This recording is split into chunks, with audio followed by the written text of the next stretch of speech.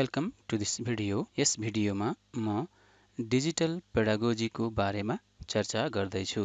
सामान्यतया पेडागोजी भनेको teacher, student र करिकुलमको बीचमा हुने इन्टरप्ले हो। यसलाई लर्निङ साइन्स पनि भनिन्छ र यो आफैमा एउटा डिसिप्लिन अर्थात् विधा पनि हो। यस विधामा पनि अन्य विधा जस्तै गरी PCL, bachelor, master, MPhil, PhD र पोस्टडक जस्ता एकाडेमिक डिग्रीहरूको अध्ययन अध्यापन हुन्छ। सामान्यतया मानिसहरूले कसरी सिक्छन् भन्ने बारेमा त्यस्तो कुनै क्लियर र क्रिस्टल आइडिया भने छैन। तर पनि हाउ पिपल लर्न भन्ने बारेमा थुप्रै अनुसन्धानहरू भइरहेको हुन्छ। यसै सन्दर्भमा यस लर्निङ साइन्सका 3वटा मेजर आयामहरू छन्, जसमध्ये पेडागोजी, एन्ड्रागोजी र ह्युटागोजी प्रमुख मानिन्छ। सामान्यतया पेडागोजीले टिचर ड्रिभन एक्टिभिटीको वकालत गर्दछ भने एन्ड्रागोजीले विद्यार्थीहरूको लर्निङ एक्सपिरियन्सलाई पनि इन्स्ट्रक्सनल डिजाइनको पार्ट बनाउनु पर्दछ भनेर वकालत गर्दछ। त्यस्तै ह्युटागोजीले चाहिँ इन्क्वायरी र डिस्कभरी ओरिएन्टेड, जहाँ लर्नरहरू आफै प्रोएक्टिभ हुन्छन्, त्यस्तो खाले इन्स्ट्रक्सनल डिजाइनको वकालत गर्दछ। यस हिसाबले पेडागोजी अर्थात् टिचिङ एप्रोचलाई टिचर सेन्टर्ड, स्टुडेन्ट सेन्टर्ड र लर्निङ सेन्टर गरेर सामान्यतया 3वटा तहमा हेर्न सकिन्छ। आजको मेरो शीर्षक पर्टिकुलरली डिजिटल पेडागोजी भएकोले अनलाइन क्लासमा यसलाई कसरी एक्जिक्युट गर्ने भन्ने बारेमा बढी सम्बन्धित हुन्छ। सामान्यतया अनलाइन क्लासमा फेस टु फेस क्लास जस्तो गरी एटेन्डेन्स गर्ने गरिँदैन। अनलाइन सिस्टममा विद्यार्थी या शिक्षकहरूको लगले नै एटेन्डेन्सलाई मेन्टेन गर्दछ। त्यस्तै गरी अनलाइन कक्षामा अध्ययन अध्यापन गराउँदाखेरि धेरै जसो समयहरू शिक्षकले विद्यार्थीलाई सुनेको छ या छैन, मेरो अनुहार देखेको छ या छैन, स्लाइड देखेको छ या छैन आदि इत्यादि जस्ता प्रश्नहरूबाट गुज्रिरहेको पनि देखिन्छ। त्यस्तै गरी अनलाइन कक्षाहरूमा सामान्यतया शिक्षकले आफ्नो इन्डबाट मोबाइल या कम्प्युटर प्रयोग गरेर स्लाइडहरू देखाउँदै यसलाई फटाफट प्रवचन गर्दै एकहोरो वान वे ट्राफिक इन्स्ट्रक्सनको स्टाइलमा स्लाइड घुमाउँदै कक्षा सकिएको र अब परीक्षातिर ध्यान दिनुपर्ने कुराहरू गरेको पनि सुनिन्छ। यी सबै कुरालाई ध्यानमा राखेर के हो त डिजिटल पेडागोजी भन्ने बारेमा मेरा आफ्ना अनुभवहरू सेयर गर्दैछु। सामान्यतया टेक्नोलोजी ड्रिभन पेडागोजीलाई बुझ्नको लागि पेडागोजी आफैमा एउटा कन्टिन्युम हो भन्ने कुरा बुझ्न जरुरी हुन्छ, जसमा सबैभन्दा लेफ्टतिर फेस टु फेस र सबैभन्दा राइटतिर कम्प्लिटली अनलाइन पेडागोजीलाई राखिएको छ। कुनै शिक्षक या विद्यार्थीले कक्षामा पावर पोइन्ट प्रयोग गर्नु, प्रोजेक्टर प्रयोग गर्नु अनलाइन वा डिजिटल पेडागोजी हुँदैन। त्यस्तै गरी कम्प्युटर ल्याबमा गएर प्रिलोडेड इन्फर्मेसनहरूबाट विद्यार्थीहरूलाई शिक्षण गराउनु पनि डिजिटल पेडागोजी वा अनलाइन पेडागोजी होइन। यी कुराहरू हामीले अहिलेसम्म भन्दै र गर्दै आएको ट्रेडिसनल फेस टु फेस पेडागोजीकै अङ्गहरू हुन्। पेडागोजी भनिसकेपछि सामान्यतया टिचिङ लर्निङ एक्टिभिटिज र टुल्सहरू स्वभावैले त्यसभित्र पर्दछन् र दोस्रो मोडको पेडागोजीलाई हामीहरू ब्लेन्डेड मोड पेडागोजी भन्दछौँ, जसमा क्लासरुम एड्स, फ्लिपदेखि लिएर हाइब्रिडसम्मका इन्स्ट्रक्सनल डिजाइनहरू पर्दछन्।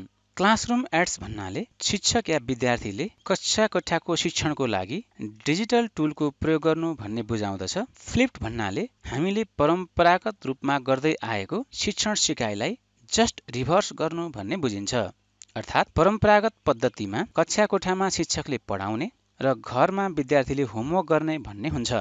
तर फ्लिप्ड मोडल लर्निङमा चाहिँ प्री रेकर्डेड भिडियोहरू वा क्लासरुम डेलिभरीहरू विद्यार्थीले घरमा हेर्नेछन् र कक्षा कोठामा चाहिँ विद्यार्थी र शिक्षक मिलेर गृह कार्य अर्थात् रिलेटेड टास्कहरू गर्नेछन्।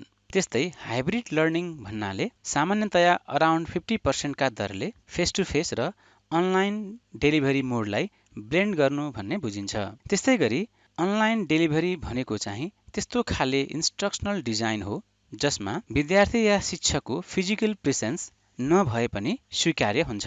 यो एउटा डेलिभरी मोड मात्रै भएकोले पेडागोजीका नर्म्स अनुसार भएका विभिन्न शिक्षण पद्धतिहरूलाई अनलाइन डेलिभरी मोडमा कम्प्याटिबल बनाउन सकिन्छ र सामान्यतया डिजिटल पेडागोजीको लागि एउटा फ्रेमवर्कलाई साह्रै नै महत्त्वपूर्ण मानिन्छ जसलाई टिप्याक फ्रेमवर्क भनिन्छ। सुलमानले 1986 मा प्रतिपादन गरेका पेडागोजिकल कन्टेन्ट नलेजलाई आधार मानेर मिश्र र कोहलरले 2005 मा टिपिसिके भन्ने एउटा फ्रेमवर्क प्रतिपादन गरे, जुन फ्रेमवर्क अनुसार 21st सेन्चुरीको यो डिजिटल इन्भाइरोमेन्टमा शिक्षक हुनको लागि अर्थात् कुशल शिक्षण गर्नको लागि शिक्षकसँग 3 तहको नलेज हुनुपर्ने कुरा उल्लेख गरेको पाइन्छ।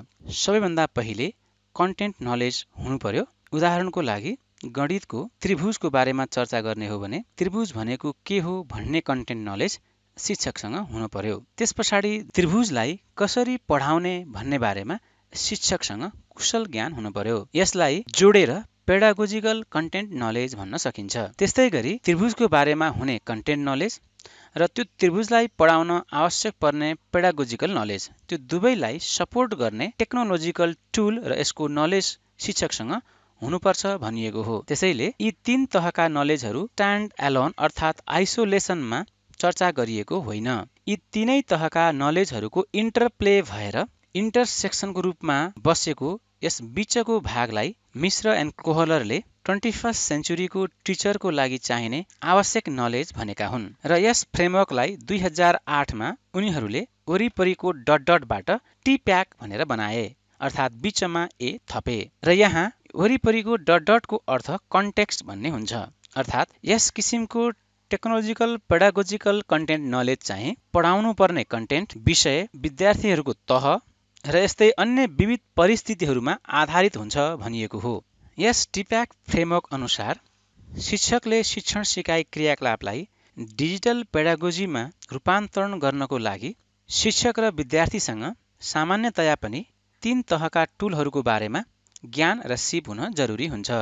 पहिलो तहको टुल भन्नाले जेनेरिक पेडागोजिकल टुल भन्दछौँ, जसमा युटिलिटी टुल्सहरू र अन्य पेडागोजिकल टुल्सहरू पर्दछन्, जस्तै Microsoft power point, Microsoft word वा अन्य यस्तै वर्ड प्रोसेसरहरूको बारेमा ज्ञान हुनु, भिडियो कन्फरेन्सिङ वा अनलाइन कम्युनिकेसन कसरी गरिन्छ भन्ने बारेमा कुरा हुनु, जस्तै माइक्रोसफ्ट टिम्स। त्यस्तै गरी लर्निङ म्यानेजमेन्ट सिस्टमको बारेमा ज्ञान हुनु, जस्तै मुडल वा अन्य यस्तै खाले टुलहरू। र दोस्रो तहमा सम्बन्धित विषयलाई म्यानिफेस्ट अर्थात् भिजुअलाइज गर्ने गरी बनेका प्रोग्रामिङ ल्याङ्ग्वेजहरूको बारेमा पनि शिक्षक वा विद्यार्थीलाई ज्ञान र सिप हुन जरुरी छ भनिएको हुन्छ। जस्तै गणितको बारेमा कुरा गर्ने हो भने म्याथमेटिका, म्याटल्याब, म्यापल अनि सेज म्याथ जस्ता विभिन्न टुलहरू छन्। त्यस्तै गरेर तेस्रो पक्षमा चाहिँ विधासँग सम्बन्धित एसेसमेन्टका टुलहरूको बारेमा पनि शिक्षक र विद्यार्थीसँग ज्ञान र सिप हुनुपर्छ भनिएको हो। यसरी पेडागोजीको चाहे परम्परागत रूपमा होस् या अनलाइन वा ब्लेन्डेड जुनसुकै रूपमा होस् साह्रै नै महत्त्व हुन्छ, किनभने सही तरिकाले सही रूपमा कम्पोनेन्टहरूलाई एसेम्बल गर्न सकिएन भने यस उदाहरणमा देखाए जस्तै गरी हामीले आशा गरेको इन्टेन्डेड लर्निङ आउटकम प्राप्त नहुन सक्छ। अर्थात् सही तरिकाले इन्स्ट्रक्सनलाई डिजाइन गरिएन भने यस चित्रमा देखाएको कुर्सी जस्तै हुन सक्छ, जसले कुर्सीको काम गरेको छैन। सबै सामग्री हुँदाहुँदै पनि एसेम्बल फल्स तरिकाले भएको हुनाले यहाँ यस कुर्सीले कुर्सीको काम गरेको छैन। त्यसैले शिक्षण सिकाइ काम लाग्ने र बुझिने खाले हुनुपर्छ भन्ने कुराको वकालत पेडागोजीले गर्दछ।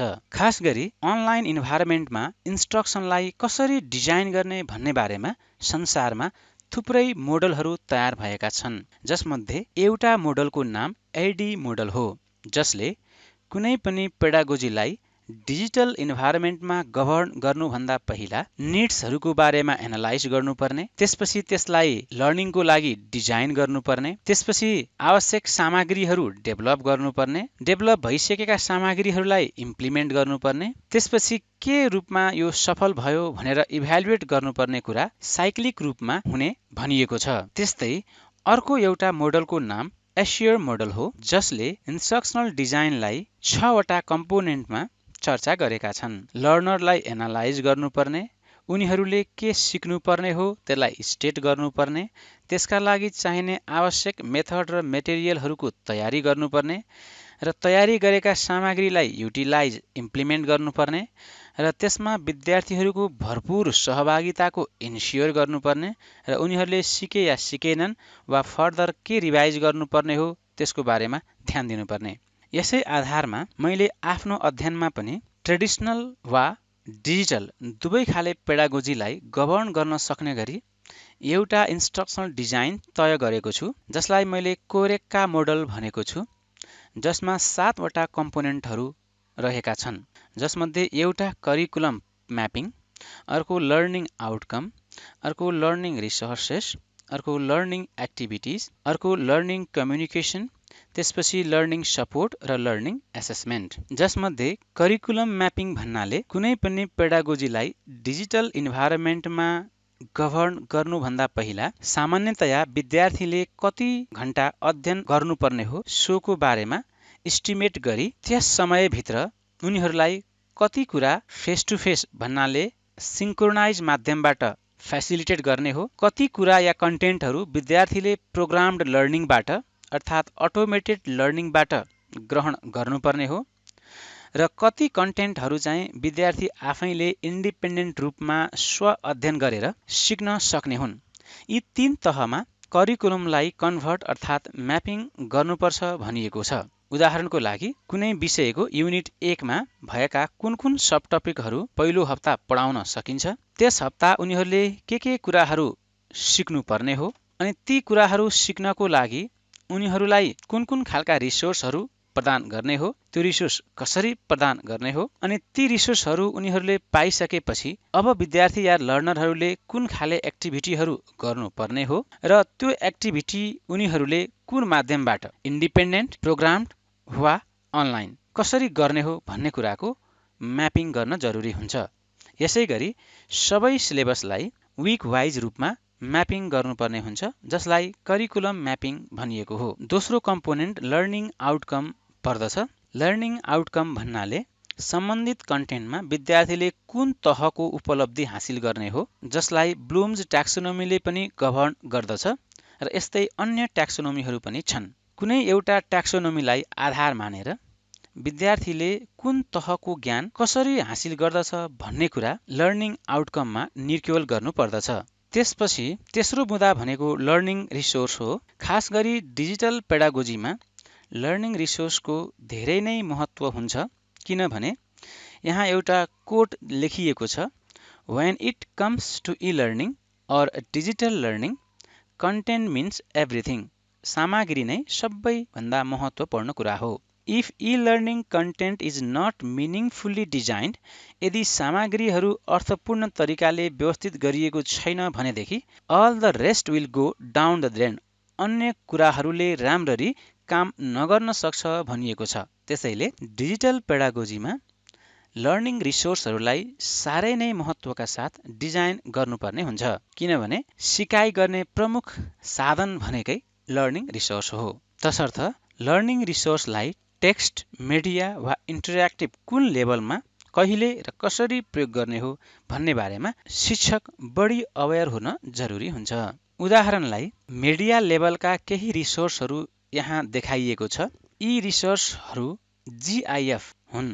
शिक्षकले आवश्यकता अनुसार आफ्नो कन्टेन्टलाई म्याग्निफाई र भिजुअलाइज गर्नको लागि आफैले पनि कन्टेन्ट बनाउन सक्ने हुनुपर्दछ। त्यस्तै शिक्षकले केही भिडियोहरू पनि बनाउन जान्नु पर्दछ। डिजिटल पेडागोजी भएकोले केही कन्टेन्टहरू स्ट्रक्चर रूपमा भिडियोको रूपमा शिक्षकले बनाउनु पर्ने हुन सक्दछ। भिडियो बनाउँदाखेरि शिक्षकले टकिङ हेडको प्रयोग गर्न या नगर्न सक्नुहुन्छ। यहाँ एउटा भिडियो देखाइएको छ जसमा टेक्स्ट र टकिङ हेडको सिन्क्रोनाइज गरिएको छ। त्यस्तै शिक्षकले केही इन्टरेक्टिभ सामग्रीहरू पनि बनाउनु पर्ने हुन्छ, किनभने कन्स्ट्रक्टिभिस्ट सिकाइ सिद्धान्त अनुसार लर्नर जति बढी इन्गेज र इन्टरेक्टिभ भयो, सिकाइ त्यति नै धेरै हुने हुनाले ज्ञानलाई पनि वस्तुको रूपमा कन्भर्ट गरेर विद्यार्थीहरूलाई ज्ञानसँग इन्टर्याक्ट गर्न सक्ने वातावरण दिनुपर्ने हुन्छ। उदाहरणको रूपमा यहाँ एउटा एप्लेट बनाइएको छ जसलाई विद्यार्थीहरूले आफैले कन्ट्रोल र म्यानिपुलेट गर्न सक्दछन्। उनीहरूले नै प्यारामिटरहरू सेटअप गरेर स्लाइडरहरू चलाएर के प्रश्नको जवाफ दिनुपर्ने हो खोज्न सक्दछन्। त्यस्तै गरी शिक्षकले केही भिडियोहरू बनाउन सक्नुहुन्छ जसमा पर्टिकुलर समयपछि अटोमेटिक रूपमा भिडियोमा क्विज वा प्रश्नहरू पपअप हुन्छन् अनि प्रश्नहरूको एन्सर विद्यार्थीले दिएपछि राइट भएमा भिडियोको प्ले कन्टिन्यू हुने र रङ भएमा पुनः भिडियो फेरि रिवाइन्ड भएर सुरुबाट प्ले हुने वा कन्टिन्यू हुने अप्सन्सहरू सेट गर्न सकिन्छ। यसबाट भिडियोको मार्फत पनि विद्यार्थीहरूलाई इन्टर्याक्टिभ र सिक्न चाहेको कुरा सिकाउन मद्दत पुर्याउन सकिन्छ। यसरी डिजिटल पेडागोजीमा टेक्स्ट लेभलको, मिडिया लेभलको र इन्टर्याक्टिभ लेभलका सामग्रीहरूको प्रयोग गर्न सकिन्छ। त्यसपछाडि चौथो कम्पोनेन्टमा लर्निङ एक्टिभिटी पर्दछ।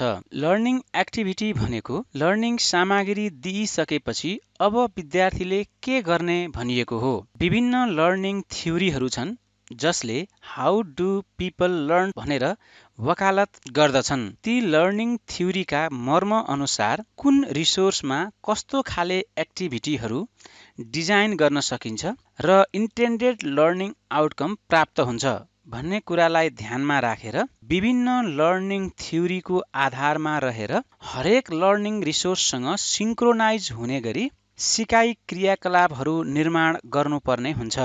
र खास गरी हायर एजुकेसनमा जहाँ एडल्टहरूलाई शिक्षण सिकाइका लागि सहयोग गर्नुपर्ने हुन्छ त्यसका लागि शिक्षण सिकाइ क्रियाकलाप पनि तद अनुरूप नै हुन जरुरी हुन्छ। यसमा एउटा कोट लेखिएको छ, We cannot teach young people everything that they need. The best way we can do is to position themselves where they can find what they need to know and when they need to know. विद्यार्थीहरूलाई potential enough बनाएर चाहेको बेला आफैले सिक्न सक्ने क्षमताको विकास गराइदिने वातावरण खास गरी शिक्षकले बनाइदिनुपर्ने र सोको लागि फेसिलिटेट गर्नुपर्ने हुन्छ। यसका लागि कस्ता टुलहरू कहिले, किन र कसरी प्रयोग गर्ने भन्ने बारेमा विद्यार्थीहरूलाई प्रशस्त मार्गनिर्देशन गर्नुपर्ने हुन्छ। त्यसपछाडि अर्को कम्पोनेन्टको नाम लर्निङ इन्टर्याक्सन हो। लर्निङ इन्टर्याक्सन भन्नाले इन्टेन्डेड लर्निङ आउटकमलाई प्राप्त गर्नको लागि तय गरिएका लर्निङ रिसोर्सेसहरू र लर्निङ क्रियाकलापहरूमा लर्नरले कसरी इन्टर्याक्ट गर्ने भनिएको हो। सामान्यतया आजभोलि अनलाइन या डिजिटल टिचिङको रूपमा पावर पोइन्ट प्रेजेन्टेसनलाई मात्र देखाउने गरिएको पाइन्छ। लर्निङ भनेको इन्टर्याक्टिभ र इन्गेज हुनुपर्ने अनि जति धेरै इन्टर्याक्टिभ र इन्गेज्ड भयो त्यति धेरै लर्निङ हुने विश्वास सामान्यतया धेरै लर्निङ साइन्सले गरेको छ। त्यसैले विद्यार्थीहरूलाई कसरी इन्गेज गराउने, उनीहरूलाई कसरी रिसोर्सहरूसँग इन्टर्याक्ट गराउने र कसरी फुल पोटेन्सियल बनाउने भन्ने बारेमा ह्युमेनसँगको इन्टर्याक्सन कसरी, कहिले, त्यस्तै गरी मेसिनसँगको इन्टर्याक्सन कसरी अनि कहिले, अनि त्यस्तै गरी अब्जेक्टसँगको इन्टर्याक्सन कसरी र कहिले गर्ने भन्ने बारेमा शिक्षकलाई भलीभाँति जानकारी हुन जरुरी छ। ह्युमेन भन्नाले टिचर र स्टुडेन्टहरू पर्दछन् भने मेसिन लेभलको इन्टर्याक्सन भन्नाले अटोमेटेड रूपमा डिजाइन गरिएका प्रोग्राम्ड इन्स्ट्रक्सनहरू पर्दछन्। अनि अब्जेक्ट लेभलको इन्टर्याक्सन भन्नाले चाहिँ लर्नर आफैले कन्ट्रोल गर्न सक्ने, उसैले नै प्यारामिटरलाई एडजस्ट गर्न सक्ने टेक्नोलोजी ड्रिभन अब्जेक्टहरू भन्ने बुझिन्छ। छैठौं कम्पोनेन्टमा लर्निङ फिडब्याक र सपोर्ट पर्दछ। लर्निङ भनेको इन्डिभिजुअल प्रोसेस हो भनेर धेरैले वकालत गर्दछन्। त्यसैले सबै विद्यार्थीहरूको सिकाइ क्षमता एकै रूपको नहुन सक्दछ।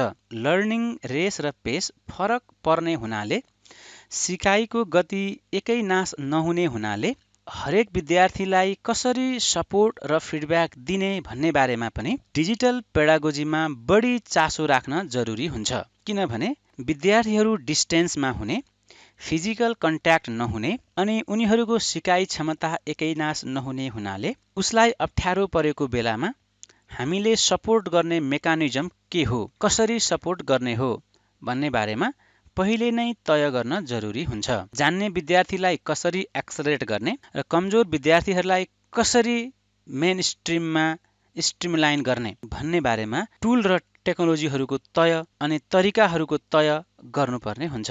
त्यस्तै 7औं कम्पोनेन्टको नाम लर्निङ इभ्यालुएसन हो। यस अन्तर्गत इन्टेन्डेड लर्निङ आउटकमलाई प्राप्त गर्नको लागि विद्यार्थीहरूलाई दिइएको लर्निङ रिसोर्सेस, लर्निङ एक्टिभिटिज अनि लर्निङ इन्टरेक्सन र लर्निङ सपोर्टको आधारमा उनीहरूले सिक्न सके या सकेनन् भन्ने कुराको मापन हो। सामान्यतया यस किसिमको मापनमा सेलेक्टेड रेस्पोन्स टाइप आइटम्सहरू र कन्स्ट्रक्टेड रेस्पोन्स टाइप आइटम्सहरू अथवा समरीमा अब्जेक्टिभ टाइप आइटम वा सब्जेक्टिभ टाइप आइटमहरू दिएर विद्यार्थीको मूल्याङ्कन गर्ने गरिन्छ। त्यसैले डिजिटल पेडागोजी इम्प्लिमेन्ट गर्दाखेरि यस्ता खाले एसेसमेन्टहरू कसरी गर्ने, यस्ता एसेसमेन्टलाई सपोर्ट गर्ने कस्ता कस्ता टुलहरू छन्, तिनीहरूलाई कसरी इम्प्लिमेन्ट गर्ने भन्ने बारेमा जानकारी राख्न जरुरी हुन्छ। त्यस्तै गरी सब्जेक्टिभ टाइपको आइटमको पनि कसरी इम्प्लिमेन्ट गर्ने अनि विद्यार्थीहरूले अन्य स्रोतबाट सपोर्ट लिए वा लिएनन् भन्ने कुरालाई कसरी इन्स्योर गर्ने भन्ने कुरा सम्बन्धी टुल्स र टेक्निकहरूको बारेमा जानकारी राख्नुपर्ने हुन्छ। त्यसैले यी सबै कुराहरूलाई टिचरले नै ध्यानपूर्वक डिजाइन र इम्प्लिमेन्ट गर्नुपर्ने भएको हुनाले सामान्यतया जुनसुकै हाई लेभलको टेक्नोलोजीले पनि टिचरको प्रेजेन्सलाई रिप्लेस गर्न सक्दैन भनेर मेरो अनुभवले भनेको छ। अटोमेटेड लर्निङहरू, प्रोग्राम्ड इन्स्ट्रक्सनहरू लगायत अन्य विभिन्न एआई इन्टिग्रेटेड डिजिटल टुल्सहरू भए तापनि शिक्षकले यसलाई पेडागोजिकल थटफुलनेस अनुसार डिजाइन र इम्प्लिमेन्ट गर्नुपर्ने हुन्छ। त्यसैले शिक्षकको रोल चाहिँ झन बढ्दछ भन्न खोजिएको हो। त्यसैले कन्क्लुजनमा as the high tech grows more teachers roles is demanding भनिएको हो। यस भिडियोमा डिजिटल पेडागोजी के हो, यसका कम्पोनेन्टहरू के हुन् र शिक्षकले के कुरामा विचार पुर्याउनु पर्दछ भनेर चर्चा गरियो। हामीले चर्चा गरेको 7वटा कम्पोनेन्ट अनुसार यसलाई कसरी इम्प्लिमेन्ट गर्ने हो अनि कुन कुन टुलहरू एभाइलेबल छन् अनि ती टुलहरूलाई कसरी प्रयोग गर्ने, कसरी मिनिङफुल्ली एडप्ट गर्ने, कसरी विद्यार्थीहरूलाई मोर इन्गेज र इन्टरेक्टिभ बनाउने भन्ने बारेमा अन्य सेसनहरूमा प्र्याक्टिकली नै छलफल गर्नेछु। भिडियो हेरिदिनु भएकोमा धन्यवाद। हजुरहरूको कन्स्ट्रक्टिभ फिडब्याकको अपेक्षा गर्दछु। धन्यवाद।